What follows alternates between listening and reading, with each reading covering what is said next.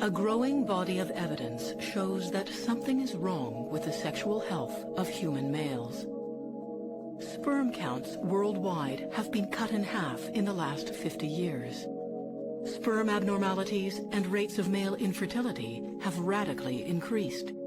Rates of testicular cancer have doubled in the last 20 years. The question is, why? Scientists now believe that certain man-made chemicals are to blame. They interfere with the male hormonal system and are playing havoc with the basic building blocks of male sexual development. The problem is, these chemicals are everywhere.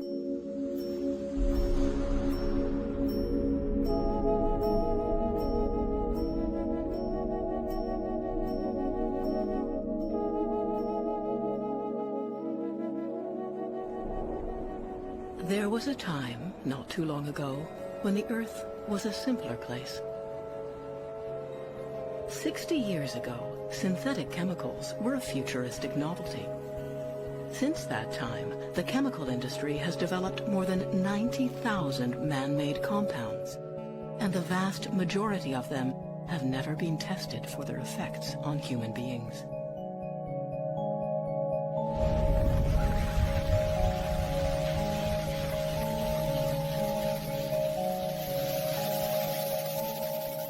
During the last 50 years, we've learned how to create new chemicals and we've turned them loose. In the next 50, we may figure out what we've done. It's like in a certain way we're on the Titanic and we see the iceberg, but we just can't turn the ship.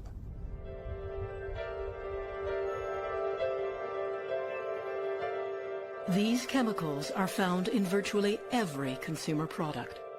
Chemicals like bisphenol A make plastics hard and unbreakable.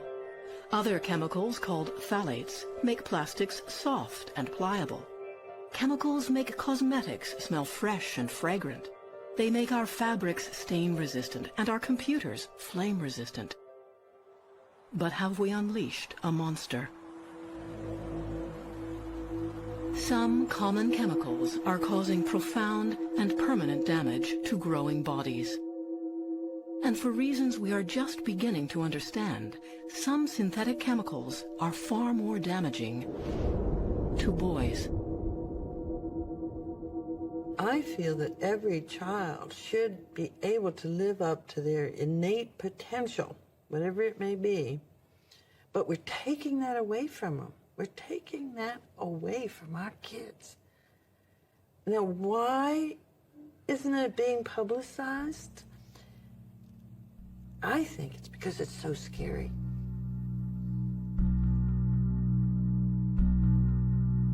Young adult men are also at risk. Sperm counts in college-age men have fallen dramatically in recent decades. A typical young man produces less than half of the sperm his father did, and up to 85% of it is abnormal. In a fertility clinic at the University of Rochester, researchers are tracking the crisis in the quality of male sperm. This change in the quality and amount of sperm has been sudden and dramatic. I've been here 12 years, and when I first started, of the 10 donors we would screen, we would accept maybe 7 or 8. They had really good counts, really good motility. Over time, it got harder and harder to recruit donors because we noticed of that same college-age population that of 10 people who would try out for our program, maybe 3 or 4 would have the sperm parameters that we need. The bottom line is that the World Health Organization standards for classifying a man as infertile have moved downwards. So, for example, very early it was 60 million per milliliter, then down to 40 million per milliliter. Now it's 20 million per milliliter, and they're talking about putting it down to 10.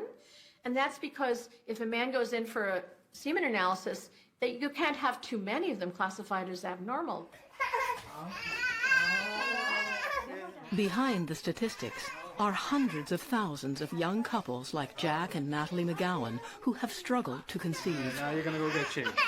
I was shocked what the incidence of infertility is in our society now. And when we would go to the clinic for assessments and for procedures, it was like being in an emergency room. I mean, people were lined up down the corridors. We were very surprised to have difficulties conceiving, because we were two otherwise very healthy people. So we thought, no problem. We'd be pregnant within weeks, really. There's three things they use to assess sperm quality, and it's volume, so sperm count, and speed, so that's how mobile they are. It's mobility or motility, I think is how they call it. And the third is morphology. So I had a full team, good bench strength, and they were pretty quick, but they were darn stupid.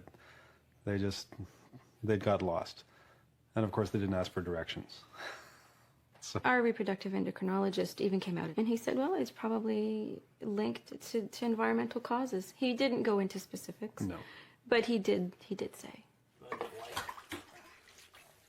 After 2 years and several fertility treatments, the McGowans were finally able to conceive.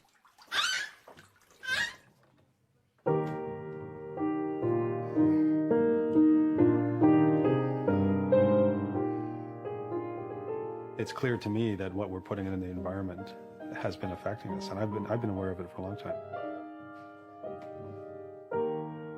I don't see how there couldn't be an impact of our environment on my personal ability to reproduce. I think it's definitely implicated in some way.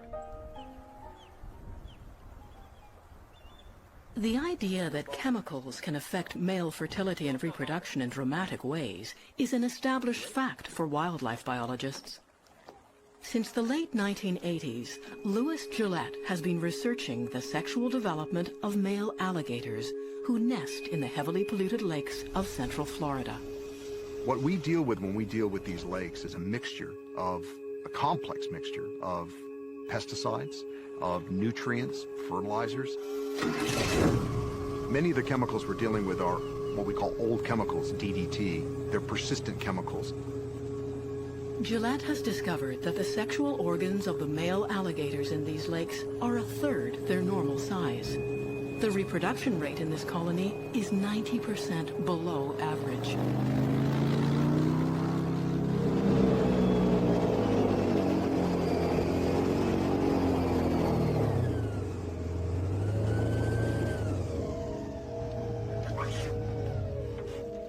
Great snag, good deal. Perfect animal. We're at the point now where we have evidence suggesting that pesticides have the ability to actually alter the development, for example, of the testis, alter the development of the phallus. Great snag, Russ. The abnormalities in the testis were related to low testosterone levels. Basically, the little alligators that we were studying as males had testosterone levels similar to what we see in females. But they also had, for example, smaller penis size, which was a marker of a lifetime abnormality in testosterone. Ah, look at that. Un macho. The strong evidence that chemicals cause sexual abnormalities goes well beyond the study of wildlife. I was extremely frustrated in the mid-1990s because no one could answer my questions about what these things are doing on children. The work on the feminization of alligators had come out. Other work on wildlife had come out showing drastic impacts. And little boys or men are no different than alligators in terms of their general makeup. So why shouldn't it be affecting humans if it's affecting wildlife? Of course there are differences. It's not a one-to-one relationship. But I do believe that our work is a sentinel for human health. I believe that our work is a sentinel for the health of babies, human babies. The testes are part of the male endocrine system, the network of glands that regulate many of the body's functions. They stimulate growth, regulate our metabolism, and control reproduction. These glands release hormones that are the body's chemical messengers. The sex hormone testosterone is a chemical messenger that plays a central role in male sexual development. Some synthetic chemicals can disrupt or block the functioning of testosterone in the body, permanently damaging the sexual development of male children. This disruption of the human body's own system may be the greatest unintended consequence of the 20th century's chemical revolution.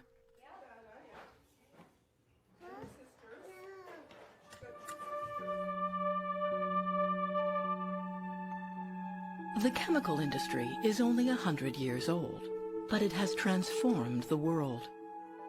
The Second World War accelerated demand for countless new products: prescription drugs, food additives, synthetic rubber, nylon, and pesticides. By the early 1950s, the chemical industry was churning out hundreds and then thousands of new compounds. One product revolutionized the way we live: plastic. Virtually all of these new chemical compounds were derived from one source: petroleum. Synthetic chemicals made modern life possible.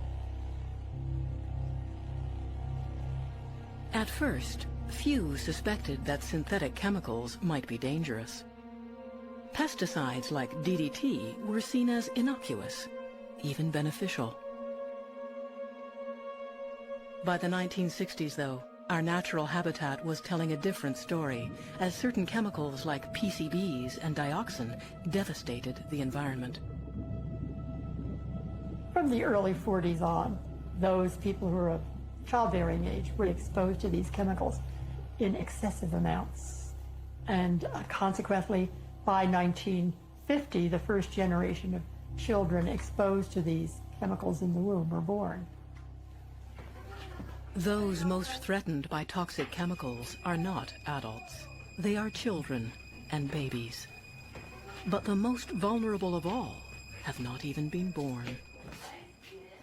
There is no question that the most serious effects are to the unborn child, because the effects are permanent and because the fetus has very few defenses against these chemicals. This is a time when all the cells are starting to divide from each other, developing into organs. And this can start as early as 6 weeks, even earlier, after conception. Until recently, doctors believed that the fetus was protected from contamination by the placental barrier. But the womb provides no such protection. Everything that the mother is exposed to could potentially expose the fetus. The difference is that the fetus is exquisitely sensitive, many, many more times more sensitive than the mother, and so it's much more dangerous. For several weeks after conception, the embryo is neither male nor female. Sex hormones orchestrate the process that determines whether the fetus will be a boy or a girl. In the 7th week of pregnancy, the male reproductive tract begins developing. Chemical exposures are likely behind a 200% increase in male genital birth defects. This is where a boy starts becoming a boy. If he can't get past that stage with all the processes that have to take place, that are taking place under very, very low concentrations of hormones, that boy isn't going to make it to full manhood in terms of what you want in a man. After birth, the infant is further exposed to chemicals in the mother's breast milk.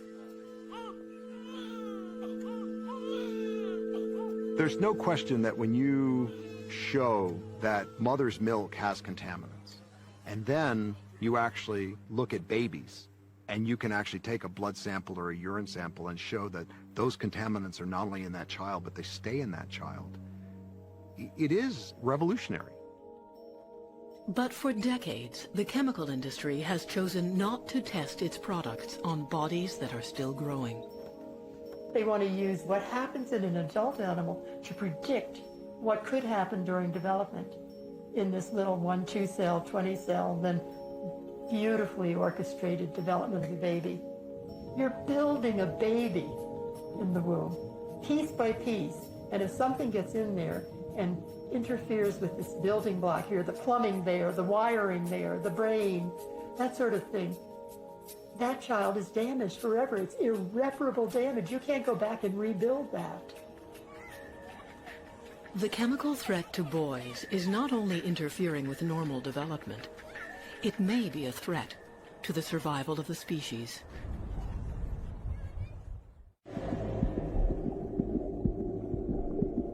New research shows that male fetuses are being miscarried in ever greater numbers. There is strong evidence chemical exposures are killing boys in the womb. There are more and more studies showing that before birth, between fertilization and birth, something's happening to boys. Basically, they die before they're born. The Aamjiwnaang First Nations Reserve near Sarnia, Ontario, looks like a normal middle-class community. But Aamjiwnaang is different. The reservation is surrounded by one of the world's most extensive petrochemical complexes. In an average year, these plants release over 130,000 tons of toxic chemicals into the air. I hadn't seen anything quite as dramatic as I saw in Sarnia. Everywhere you went, you could smell this chemical smell. And several times when I was there for a short visit, the sirens went off, indicating that there had been a release of toxic chemicals. So it's very much in your face. You see it, you smell it, you're aware of it all the time. Aamjiwnaang is home to one of the great medical mysteries of our time. In 2006, the reservation became known internationally for having one of the sharpest declines in male births ever recorded. Instead of the normal 50-50 split, here, fewer than half as many boys are born as girls. We looked at the births in 5-year time periods and found that things were, relatively normal up until the early 1990s when we started to see this drop in the number of boys. And then from 1999 to 2003, there was a significant drop in the number of boys being born. I think to a person in the community, we all knew there was some kind of impact from where we lived. But we didn't know that it had the significance that it had. It was just one of those things. Ada Lockridge was the first community leader to raise the alarm about the disappearing boys. People just kind of thought that girls run in the family. My oldest sister, she had 3 girls, then 1 boy. My middle sister, she had 3 girls. And myself, I had 2 girls. The gravity of the problem has attracted scientists from around the world. Aamjiwnaang was the first human case of it. So I went to a conference in the University of California, San Francisco, and it was a conference on reproductive health. So in that room were the best in the world in that field, and they referred to what happened in Aamjiwnaang as the first sign of extinction. 40% of Canada's entire chemical industry is here. The plants release shocking amounts of dioxin, benzene, and mercury, chemicals known to be toxic to human reproduction. Because for most of these, you do have a newspaper record of these spills, right? Pretty much all of them, yes. Jim Brophy is a workers' health advocate who is helping the community understand the impact of the pollution on their bodies. We know that the refineries in Sarnia are putting out very high levels, tens of thousands, if not hundreds of thousands of kilograms every year of toxic substances that are capable of altering the reproductive system and the developmental system and adversely affecting it.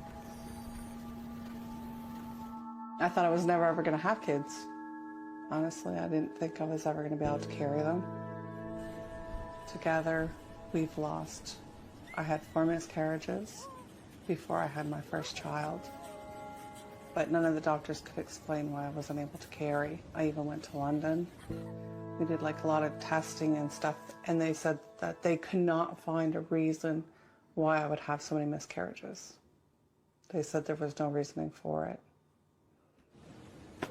These chemicals disproportionately adversely affect the male fetus, so that this elevated miscarriage rate that we reported in the health study may in fact be reflecting that male fetuses are being aborted, and that's why we're getting this skewed birth ratio.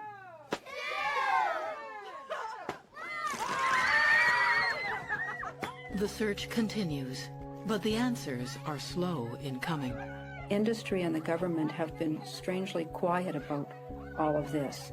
You know, they'll express a bit of concern now and again, but say, you know, we have no proof. In fact, they pretty much dismiss the birth ratio finding as being either a fluke or, gee, there must be some mistake in the math or whatever. The falling male birth rate is a global phenomenon. There are now more than 20 heavily industrialized nations where male births have mysteriously declined. Since 1970, this has added up to almost 3 million fewer baby boys. But the danger is not only found in heavily contaminated communities like Sarnia. It also exists in our homes, in chemicals we encounter every day.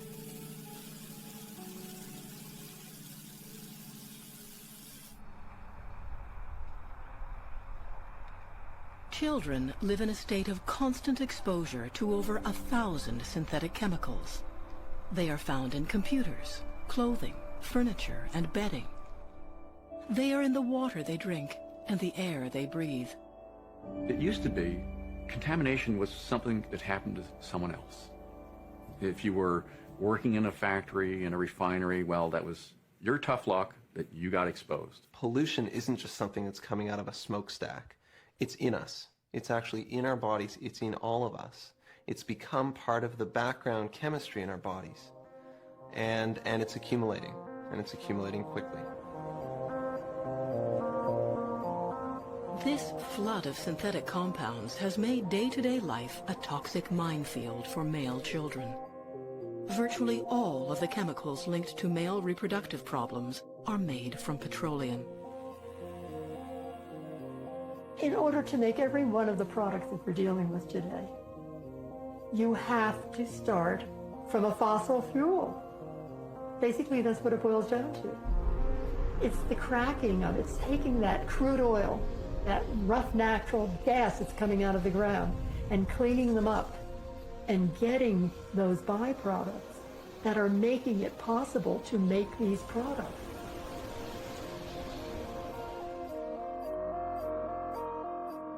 A common class of petrochemicals called phthalates is used in everything from cosmetics and medical IV tubing to food packaging and children's toys.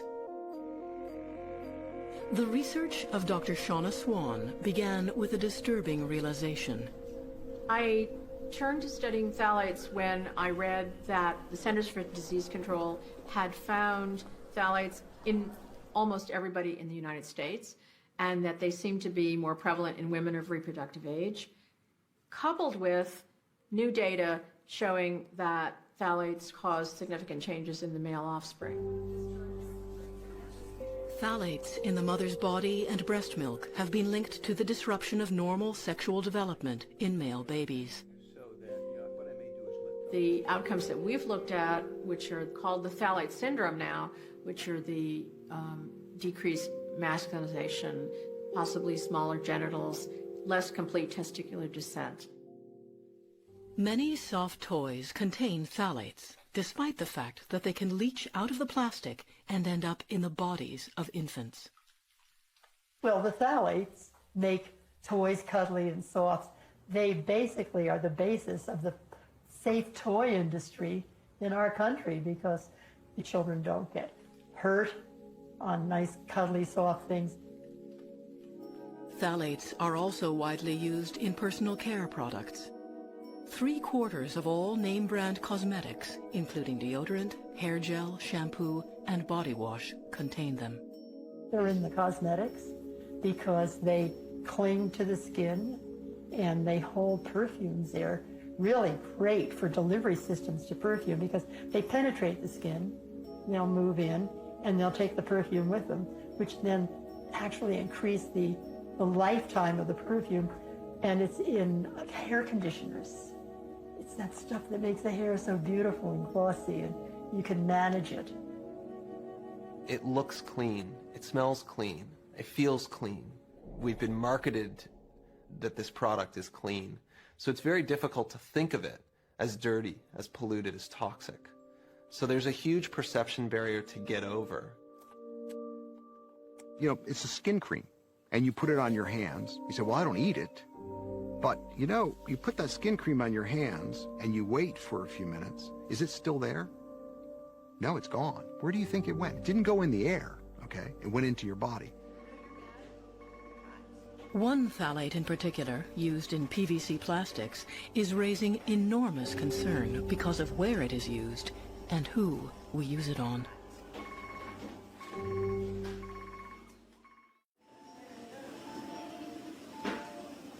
Anywhere you look in a neonatal ward, you find one of the most common plastics in the world, PVC vinyl. This flexible material contains a phthalate called DEHP. DEHP has been classified as a reproductive toxicant by several agencies around the globe. A reproductive toxicant is a compound that has effects through stages of development on the human reproductive systems. Incredibly, PVC is used to make medical devices such as intravenous tubing, catheters, and blood bags.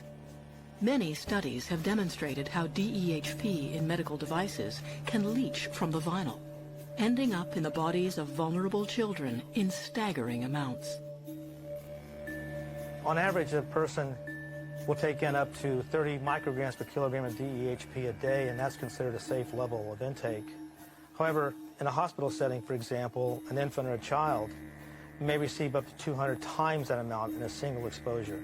And that exposure can be daily over multiple days or even over months. The frail organs of premature male babies are especially susceptible to damage. The U.S. Department of Health and Human Services has stated that it's a serious concern, particularly with intensive medical treatment of male infants, that this may be an adverse effect on the reproductive tract. The most sensitive measure of developmental effects is atrophy or shrinking back of the testes. Some hospitals are now replacing their PVC equipment with non-toxic forms of plastic. We really subscribe to the precautionary principle, which says first do no harm and take precautionary measures so that our patients have the safest products possible. And so we just made the decision that this is something that we better look at.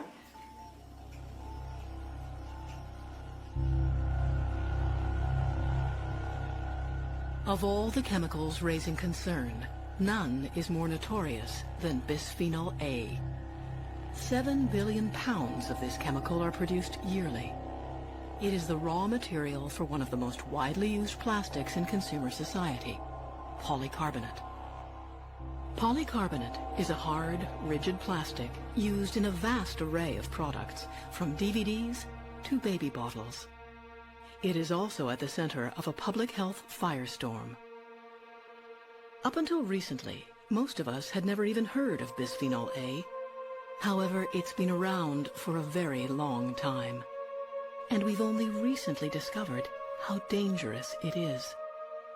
Bisphenol A was first synthesized in 1891 by a Russian chemist. And it was at a time when there was just a lot of new synthetic chemicals being created. So it didn't have necessarily a commercial purpose at that point. And it really wasn't until the 1930s that commercial use for the compound was investigated. By the 1940s, bisphenol A was being developed as a possible drug for hormone treatments after it was discovered that it behaved like estrogen in lab animals. The turning point came later when it was also discovered that BPA could be used in plastics as a way of making clear, shatterproof containers and in the epoxy resins which line food cans. Now its history as a synthetic estrogen has come back to haunt us. It has been tested in so many systems now. And during that same critical period where sexual differentiation takes place, where the brain is developing, where the pancreas is developing, and it interferes with every one of those systems. I mean, this is like a model chemical of how you could really go wrong. When it comes to, a flashpoint like a baby bottle, it certainly captures the attention of Canadian citizens who say, what? What did you just tell me? I've been feeding my babies, or I have raised my children using these baby bottles for years. Now you tell me? Tosca Gardino's son Luke was born with a birth defect that has been repeatedly linked to endocrine-disrupting chemicals. When we were bathing him, we found that his one testicle looked like it was deflated, that there was nothing in there. So I was concerned that his undescended testicle would mean that because it was inside the body, surrounded by all this warmth, that it would affect the health of the testicle and his ability to reproduce. It's already on. In his case, the testicle was so high up in the body that it was actually behind the stomach muscles or abdominal muscles. Undescended testicles can be corrected through surgery, but boys who are born with them are 8 times more likely to develop testicular cancer and 7 times more likely to be infertile. So Luke did go through the 2 surgeries, and in the end, the testicle, it's down, it's healthy as far as they can tell. They won't really know until he's a teenager when they see that it's actually growing. The operation was a success, but the problem has not completely gone away. After the 2nd surgery, about a couple of months later, we noticed that the other testicle had started to rise. Not nearly as high, just halfway, still in the sac, but closer to the body. You love spinning, don't you?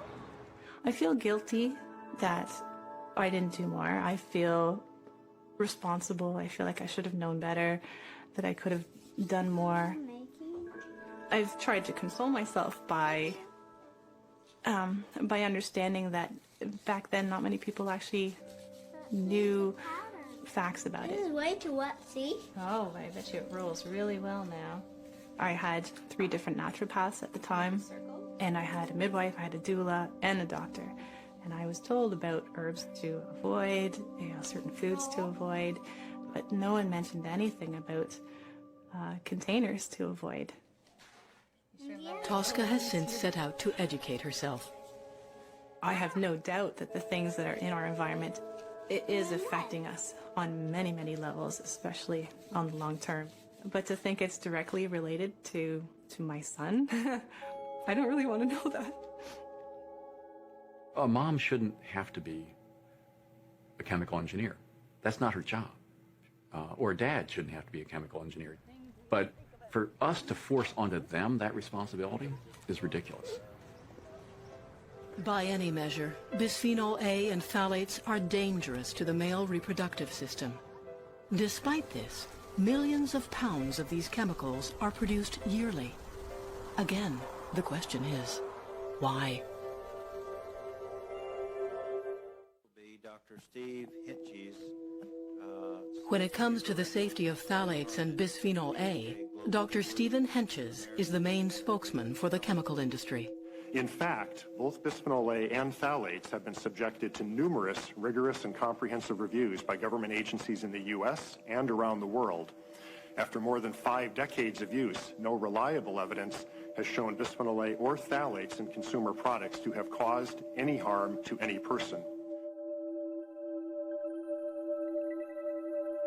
The claim that chemicals like bisphenol A and phthalates have no significant effect on the body is contradicted by hundreds of independent studies.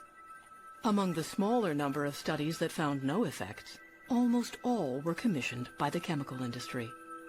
This fact has a disturbing similarity to another, earlier controversy. I want you to focus on another fact that has been published in the peer-reviewed literature. Of the studies of bisphenol A that were funded by government sources, including the National Institute of Health, over 90% of them find adverse effects on animals. In contrast, none of the studies funded by industry report adverse effects. Now, some of you will recall the testimony in 1994 before Congress of the 7 heads of tobacco companies who swore that there was no link between cigarette smoking and cancer. As you listen to industry interpretation of the data on bisphenol A and phthalates, I would encourage you to think about that. The chemical lobby is one of the most powerful in the world. Since 1976, the U.S. government has banned just 5 chemicals. Industry is using its power, its influence, its wealth to keep the regulatory system at bay, to keep government regulators and agencies away. The chemical industry has realized that by creating this infrastructure of alternative science, they can paralyze regulators willing to buy into this and totally paralyze the agencies. Think everything's okay? Senator, as studies become available to us, we at FDA apply Studies from whom become whoever, available? If they've been No, the only studies you're getting right now, have you asked for studies from independent sources? We don't normally ask for independence. Then you don't protect the American people if you don't ask for them, if you don't look beyond what's handed to you. Thank you. What happened is these same scientists who did a lot of work for tobacco and made a lot of money saw this as a very effective career, and they set up their own companies, and they will take money from polluters, from manufacturers of dangerous chemicals, and they will do studies to show they're really not very dangerous. They realize that quote, educating the public is critical. And, you know, misinformation is just as effective, done correctly, as information. And it works. I don't think there's any question that companies are looking at this through purely a question of profit. And if they could get 1, 5, 10, 20 more years of selling the product without controls, they've been very successful. In the case of bisphenol A, the issue has taken on a life of its own. Responding to mounting public concern, retailers like Walmart began removing it from their shelves. And then, a surprise announcement. Safety questions about plastic bottles. Canada's health agency today took the first official step to take some plastic baby bottles off the market. Our chief scientist... Although our science tells us that exposure levels to newborns and infants are below the levels that cause effects, we believe that the current safety margin needs to be higher. I think the government understands it has to do something. I think maybe the scientists within Health Canada are telling the government, listen, you really have to move on this. That's not yet. Who's that? The powerful symbol of the baby bottle may mean that time is finally running out for bisphenol A. I'm worried that what will happen is that this will be just limited to, say, baby bottles or infant formula, because this is about so many different things. It's about endocrine disruptors. It's about a regulatory system that's completely broken. It's about the material world that we've decided to build and the chemicals that we've chosen to build that environment. Canada's stand on bisphenol A is a major victory, and a rare one, because the problem is much bigger than one chemical.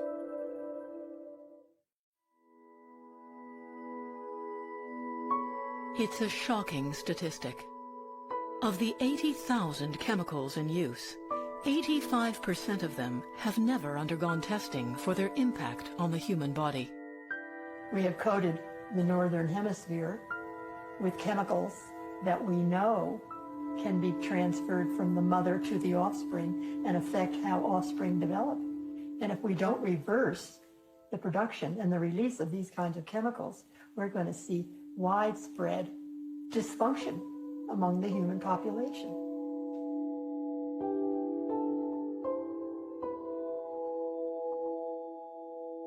The debate over the safety of man-made chemicals will never end, but we will never again live in a world without them. It will be decades before we understand what we've done, but it is already clear that we are permanently altering the sexual development of male children.